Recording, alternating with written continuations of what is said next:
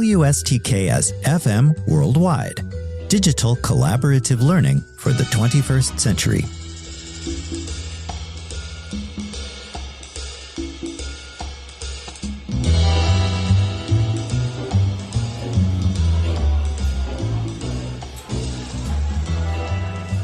Good morning, everyone. Professor Schwartz here yet again, and welcome to Week 5 of the Collaborative Café, a podcast to help you navigate IAH 209 horror cinema. Today, let's talk about how your learning team should use artificial intelligence if you make that choice after careful discussion of the possibility by the members of your learning team. I've got my mug of fresh dark roast, so pull up a chair now with a mug of your favorite hot beverage and join me for a look at 5 points to help you cultivate responsible use of artificial intelligence as your learning team develops collaborative project number 1. Ready? Then here we go. Point number 1. If your learning team opts to use artificial intelligence, avoid simple copy and paste at the last minute before a due date. Instead, focus on the process rather than the end product.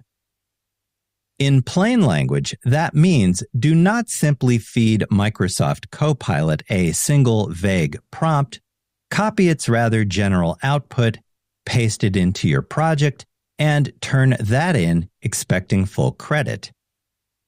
Instead, give deliberate thought to how you will use the technology for brainstorming at the outset of your work, overall development as you add detail to the project, and your revision before you finalize everything. That takes added time, so your team must plan accordingly to organize its related activities. Point 2. Use Gen AI technology in an ethical and transparent way. Be upfront within your team reflection about how and why your team used AI in the first place, what it contributed to your project management and development, how the 4 or 5 human members of your team used the output generated, and what you learned through that. The term ethical and transparent means that you provide complete citations of any artificial intelligence use, both in text and on your work's cited references or bibliography page. Like print and digital sources already, that practice is a hallmark of solid scholarship. Through subsequent team reflection on the AI's contributions and your interactions with it, you can identify areas for improvement and ensure that your team uses the technology to its greatest potential. That process bolsters the ethical and transparent use of artificial intelligence, pushing your team toward increased innovation in its collaborative approach.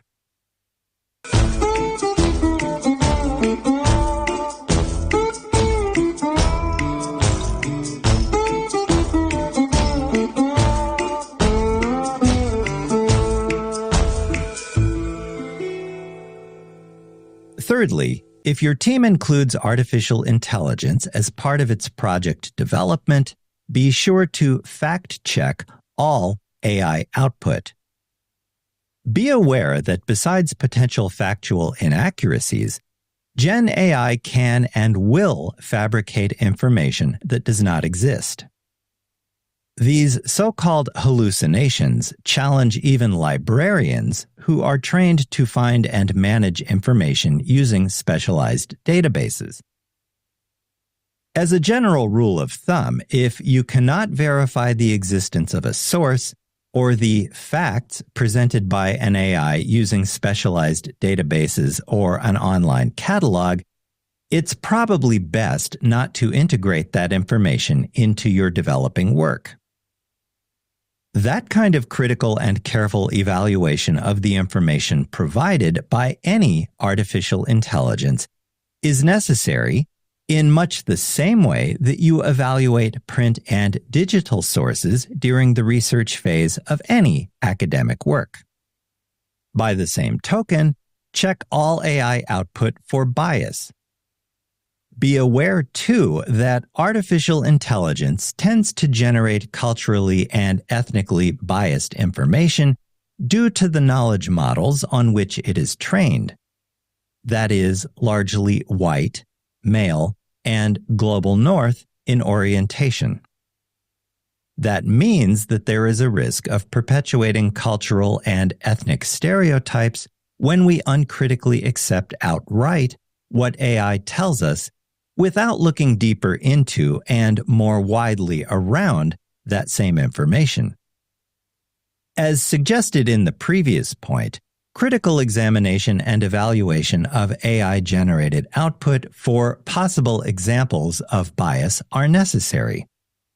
You can do that by further prompting the AI in use with additional in-depth questions, which you then analyze closely with your team to determine how its output aligns with what you have learned in the course already or through information gleaned elsewhere. As a team, develop a list of missing information from its output or assumptions made by the AI in use. Finally, your team should formulate a list of new questions and prompts that they can ask the AI consulted to ensure more accurate responses as you move forward. Last of all, we come to point 5.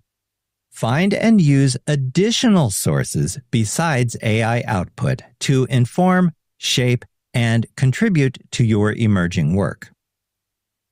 Thinking around a topic is enhanced when your team examines different sources that offer varied perspectives and insights. In addition, work supported by diverse, credible sources beyond AI output alone is more persuasive and respected.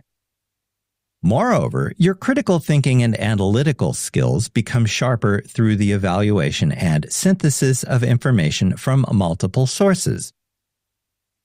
Consulting a variety of references besides AI responses alone also helps the members of your team identify and address potential biases and other inaccuracies that tend to creep into much of the output generated by AI. In short, consulting a variety of sources ensures a well-rounded, thorough, and credible foundation for the academic work your learning team creates together.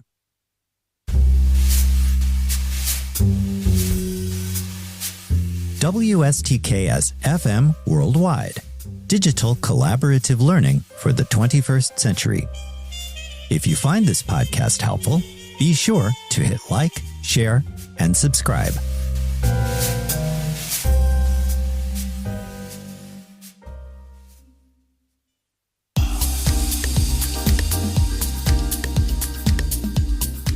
Before we wrap up, let's quickly recap the 5 points your learning team should cultivate when using generative artificial intelligence in your collaborative project development.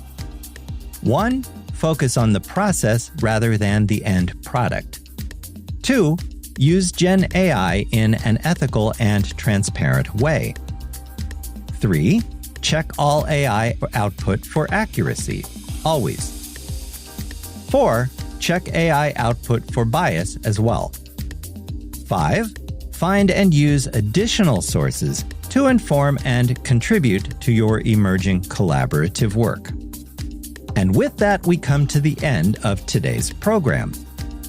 Enable and empower yourselves by joining me again in the Collaborative Café for additional tips, tricks, and advice based on my almost 30 years of collaboration with thousands of undergraduates at 3 Big Ten universities, 2 liberal arts schools, and 2 community colleges across the upper Midwest of the United States. In the meantime, thank you for joining me today. I'll see you in class, online, or during Zoom office hours if you drop by with a question. Until then, stay healthy, have a safe and a productive week. With special regards from Onyx, the cat what am. So long, and I'll talk to you again soon. Bye for now.